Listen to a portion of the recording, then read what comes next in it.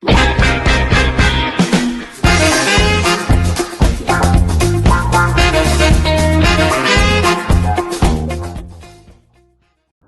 semuanya, Sotihoto Namo Buddhaya. Perkenalkan, nama saya Jevin Tantono dengan NPM 2332017, salah satu mahasiswa Universitas Internasional Batam dari program studi Teknologi Informasi. Pada hari ini, saya akan membahas tentang rangkuman penjelasan mengenai karma dan kelahiran kembali yang dibawakan oleh Biku Utama Mahathera dan almarhum Bapak Cornelis Wower. Dalam kegiatan sehari-hari, kita sering mendengar kata karma. Penggunaan kata karma ini pada umumnya ditujukan untuk menggambarkan hal-hal yang tidak baik, selalu dihubungkan dengan karma buruk. Padahal sebetulnya karma bukan hanya karma buruk, tetapi ada juga karma baik. Karma artinya melakukan sesuatu dengan niat. Karma bisa berupa karma baik dan karma buruk. Nah, jika kita melakukan perbuatan baik, maka timbullah karma yang baik. Bukan melalui badan, pikiran, dan ucapan, melainkan melalui karma baik yang menghasilkan buah baik, sedangkan karma buruk terdapat buah buruknya. Inilah prinsip dasar karma. Banyak sekali orang menganggap karma sama dengan nasib dan takdir kita yang memiliki karmanya masing-masing. Karma ini bisa bertemu di satu sisi. Terdapat karma berdasarkan kebencian dan cinta. Yang pertama yaitu karma yang melahirkan. Kita tidak bisa memilih orang tua kita. Inilah karma yang pertama. Kita lahir dari orang tua tertentu, bisa karena cinta dan bisa karena benci. Karena karmalah yang menarik kita. Cinta dan benci itu saling mencari. Cinta mencari untuk mendekat, sedangkan benci mencari untuk menjauh. Hanya ada orang yang lahir di dalam kondisi yang mempunyai banyak penyakit sesuai dengan benih yang ditanam. Demikian pula buah yang dituai karena penyiksaan. Maka bisa berakhir sakit-sakitan. Yang kedua yaitu karma yang mendukung. Karma melahirkan tentunya diikuti dengan karma pendukung. Contohnya, orang tuanya pintar, anaknya pintar, ganteng, dan cantik. Yang lain misalnya, selain terlahir di keluarga miskin, juga terlahir dalam keadaan cacat. Inilah karma yang mendukung. Yang ketiga yaitu karma yang mengurangi. Contohnya yaitu ada orang yang lahir di keluarga sukses, pandai dan terlahir dengan bagus, cantik, ganteng, pengetahuannya bagus, tapi ada karma yang mengurangi, yaitu perilakunya. Bisa saja karena ia melakukan pelanggaran dan menyalahgunakan dharma. Yang keempat yaitu karma yang memotong. Contohnya, silanya baik, ucapan dan tingkah lakunya baik, maka ada orang yang simpati kepadanya. Orang tersebut diberi pekerjaan sesuai dengan keadaannya. Inilah adalah karma yang memotong. Artinya, bertentangan dengan yang sedang terjadi.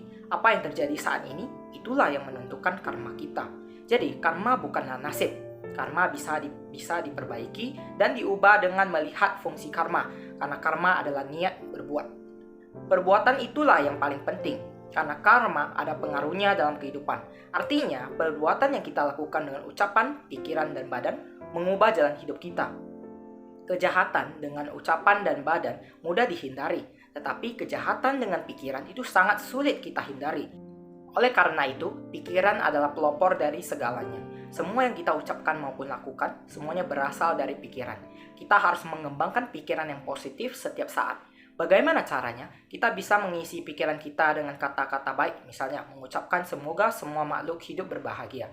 Kebahagiaan itu ada dalam diri kita, di mana kita bisa mengubah pikiran kita menjadi lebih baik. Bagaimana mengetahui kelahiran kembali menurut Bapak Cornelis Wower almarhum? Terdapat ajaran agama Buddha dalam Dhammapada ayat 69 yang berbunyi, apabila buah dari perbuatan buruk belum masak, maka orang bodoh yang menganggap hidupnya manis seperti madu. Namun apabila buah dari perbuatan buruknya telah masak, maka orang bodoh itu akan merasakan pahitnya penderitaan. Jenis karma berdasarkan waktu. Yang pertama yaitu Dita Dhamma Vedanya Kama, karma yang langsung berbuah. Karma ini menghasilkan akibat atau vipaka dengan jangka waktu satu kehidupan. Yang kedua yaitu Upaja Vedanya Kama. Karma ini menghasilkan akibat atau vipaka pada kehidupan berikutnya, yaitu satu kehidupan setelah kehidupan sekarang. Yang ketiga yaitu Aparapariya Vedanya Kama, karma yang menghasilkan akibat pada kehidupan berikutnya secara berturut-turut. Yang keempat yaitu Ahosi Kama, karma yang tidak sempat berbuah karena kehabisan waktu. Dalam Anguttara Nikaya diterangkan bahwa air mata kalau kita kumpulkan sejak hidup dalam alam semesta ini dari masa yang sudah lama sekali, sudah lebih banyak dari air lautan yang ada karena kita sudah banyak sekali menangis dan sudah banyak sekali menderita. Dalam Anguttara Nikaya juga dikatakan darah kita yang mengucur di tubuh kita sudah lebih banyak dari air lautan 4 lautan.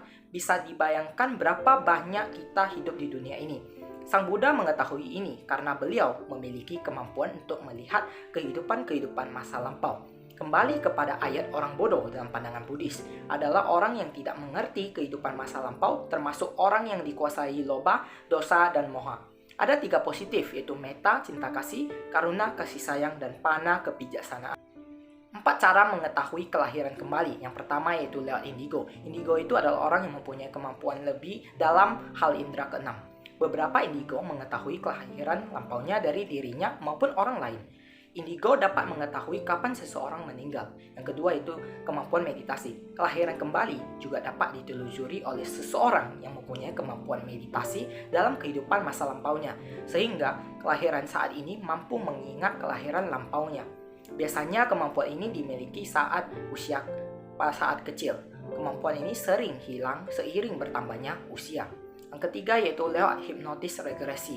Lewat hipnotis setelah dituntun ke masa lalunya secara bertahap sampai saat bayi, saat di dalam kandungan dan kehidupan sebelumnya. Tidak semua orang mampu dihipnotis dan tidak semua orang mampu mengetahui konsep hipnotis. Yang keempat, lewat meditasi.